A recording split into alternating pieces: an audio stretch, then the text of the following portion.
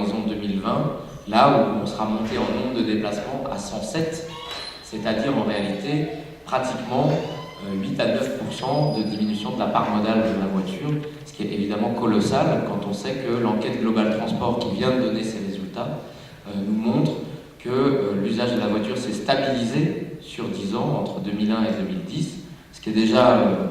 pas mal parce que c'est une stabilisation en valeur absolue par rapport à une augmentation importante des déplacements, puisqu'on est passé de 35 millions de déplacements en 2001 à 41 millions de déplacements en 2010, et le nombre de déplacements quotidiens en voiture est resté autour de 15 millions. Et rien que cette stabilisation a nécessité une vingtaine de pourcents d'augmentation de l'offre de transport en commun, les transports en commun ayant eux-mêmes nettement augmenté leur part modale dans la période. Pour la petite histoire, la part modale qui a le plus augmenté de 2001 à 2010, c'est la marche à pied. Donc, c'est comme quoi c'est aussi peut-être le fruit d'un certain nombre de prises de conscience sur le fait que les petits trajets en voiture ne nécessitent pas forcément de prendre sa voiture. Je pense que le prix de l'essence a aidé à cette prise de conscience, mais manifestement, un certain nombre de petits déplacements qui s'effectuaient en véhicule se font désormais à pied au mode doux. En tout cas, à horizon 2020, donc dans l'horizon du plan de déplacement urbain d'Île-de-France, on doit engranger une augmentation de ce qui s'appelait les modes doux et qu'on appelle désormais, comme les Canadiens, comme les Québécois, les modes actifs, une augmentation de 10% de l'usage du vélo et de la marche dans les déplacements au quotidien. Et donc, évidemment, le réseau du Grand Paris Express à horizon 2030, lui, puisque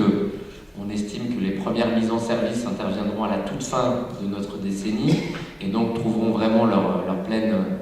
plein essor que dans la décennie 2020-2030. Dans cette décennie, le réseau du Grand Paris Express qui vise clairement à désaturer le cœur d'agglomération, le réseau du cœur d'agglomération et à offrir une offre de transport en commun supplémentaire, vise à améliorer la vie quotidienne des Franciliens en favorisant leur déplacement, mais aussi à préserver l'environnement régional et la santé des Franciliens en continuant à faire augmenter l'usage des transports en commun et à inciter un certain nombre d'habitants d'Île-de-France à changer leur façon de se déplacer en utilisant davantage les transports en commun. Et on sait que ce réseau en rocade est absolument nécessaire, notamment pour les déplacements de banlieue à banlieue, qui sont aujourd'hui le parent pauvre du réseau de transport francilien, qui, comme tout le reste en Île-de-France, a été construit en radial, c'est-à-dire de Paris vers l'extérieur, de l'extérieur vers Paris, mais très peu de banlieue à banlieue, ce qui oblige aujourd'hui la plupart des trajets en transport en commun qui se font de banlieue à banlieue à aller à l'intérieur de Paris ou à passer au plus près de Paris pour repartir vers la banlieue. Donc le réseau du Grand Paris Express vise à simplifier les déplacements de banlieue à banlieue et à désenclaver un certain nombre de territoires qui aujourd'hui sont à l'écart de tout ou pratiquement tout réseau de transport en commun. Donc évidemment, ça place au cœur du réseau, du maillage du réseau de transport en commun francilien, un certain nombre de populations qui en sont écartées aujourd'hui, soit parce qu'elles ne disposent pas d'accès au réseau de transport en commun lourd et rapide, soit parce que le temps de parcours qu'il implique est tellement disproportionné par rapport à l'usage de la voiture qu'il n'est pas du tout incitatif. Quand vous gagnez 20 à 30 minutes sur un trajet entre Créteil et Bobigny, par exemple, ou entre Champs-sur-Marne et Villejuif, vous êtes tenté de prendre plus les transports en commun que la voiture, parce que les transports en commun, dans ce cas-là, deviennent concurrentiels, y compris en termes de temps de parcours, par rapport à la voiture. C'est vraiment ça qui est visé à travers ce réseau en rocade. De la même manière que le plan de mobilisation, si vous regardez l'essentiel de ce qu'il porte, c'est des lignes de tramway, des prolongements de lignes de tramway, des bus en site propre de banlieue à banlieue, et la connexion de plus en plus des lignes de métro, des terminus de lignes de métro, sur justement ces réseaux de tramway en rocade autour de Paris. Donc c'est tout un nouveau maillage dans la banlieue qui se constitue à travers l'addition du nouveau réseau du Grand Paris Express et du prolongement des lignes de tramway, que ce soit le T1, le T2, le T3, etc. Vous remarquez qu'à chaque fois, ces tramways sont très généralement des tramways de banlieue à banlieue qui permettent là aussi de regagner du temps de trajet et de donner de la capacité de transport en commun pour les usagers qui, de plus en plus d'ailleurs, se déplacent de grande couronne à petite couronne, à l'intérieur de la petite couronne, sur des trajets domicile-travail ou sur des trajets loisirs, puisque ce que je n'ai pas dit tout à l'heure, c'est qu'on constate aussi dans l'augmentation de l'usage des transports en commun, il y a une augmentation très forte aussi de l'usage hors usage domicile-travail, et notamment un usage de plus en plus important des transports en commun pour les courses, pour des activités loisirs, donc en dehors de simplement du déplacement pendulaire quotidien. Alors, le Grand Paris Express, hein, c'est ce que je disais, c'est un réseau de métro en rocade pour la moyenne et la grande couronne où se concentrent 70% des 41 millions de déplacements quotidiens de la région. Les travaux vont commencer sur le tronçon qui s'appelait Rouge et qui est en fait le premier morceau de la ligne 15, c'est-à-dire le tronçon sud du Grand Paris Express qui va de Pont-de-Sèvres à Noisy-Champs. Les travaux commenceront théoriquement, donc, si tout va bien, fin 2013 pour s'achever pour l'ensemble des tronçons en 2030. Là aussi, si tout va bien, j'ai tendance à dire qu'à horizon 2030, si on a réussi à ne pas prendre quelques années de dérapage, ce sera vraiment miraculeux, mais l'objectif donc vise à ce que l'ensemble du réseau soit opérationnel en 2030, avec les premières mises en service donc dès 2018. À terme, ce réseau en rocade attend une fréquentation du réseau entre 1 et 2 millions d'usagers quotidiens. Il y a quelques divergences de vues entre les uns et les autres sur les versions optimistes et les versions pessimistes, mais c'est plusieurs centaines de milliers d'usagers qui utiliseront au fur et à mesure de leurs ouvertures ces lignes qui permettront aussi de retirer du réseau saturé, comme les lignes de RER existantes, la A et la B notamment, des centaines de milliers d'usagers, puisque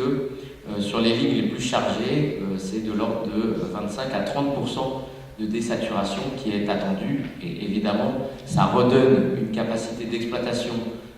plus fluide et une capacité du coup de fiabilité et de régularité plus grande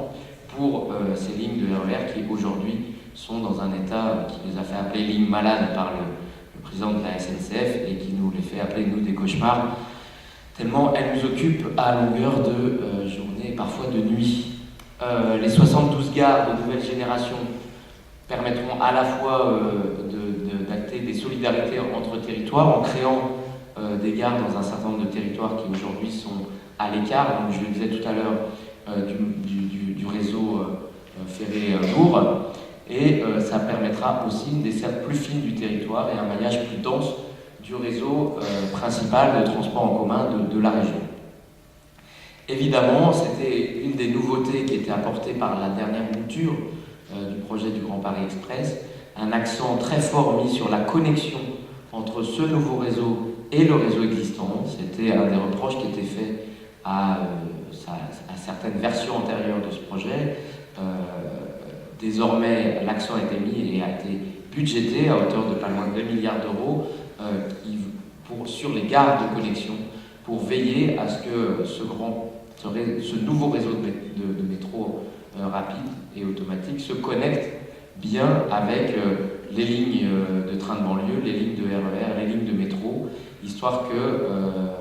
ce nouveau métro ne soit pas un avantage et un gain uniquement pour les territoires traversés, mais aussi pour l'ensemble des territoires qui deviendront en connexion. C'est, à mon sens, et au sens d'un certain nombre d'élus de Grande Couronne d'ailleurs, une des seules façons de rendre acceptable par les habitants de Grande Couronne l'investissement massif qui est fait sur un réseau qui sera pour l'essentiel en petite couronne, donc ce réseau du Grand Paris Express, mais le fait que les réseaux qui s'éloignent à distance de Paris, comme les lignes Transilien et les lignes de RER, se connectent correctement à ce réseau, justifie le fait que ce réseau devienne un réseau régional et qui justifie accessoirement le fait que l'ensemble des foyers franciliens et des entreprises franciliennes soient assujettis à la taxe spéciale d'équipement du Grand Paris Express. dont il aurait été un peu compliqué de justifier aux habitants du fin fond de la Seine-et-Marne la raison pour laquelle il la payait si les gares de connexion ne se faisaient pas entre les tronçons, les nouveaux tronçons du métro et le réseau existant qui les dessert. Donc il s'agit bien de favoriser du report modal et donc de tenir les engagements qui sont ceux de l'Île-de-France et qui s'inscrivent dans les engagements français et européens de diminution, de division par 4 des émissions de gaz à effet de serre d'ici 2050, avec des objectifs intermédiaires qui est une réduction de 20% d'ici 2020. Je n'avais plus le chiffre à 2030, mais il est de l'ordre de 30 à 35% de diminution. Et donc tout ça s'inscrivant dans une stratégie globale de diminution des gaz à effet de serre et plus globalement des polluants qui sont repris dans un certain nombre de documents législatifs dans lesquels s'inscrit largement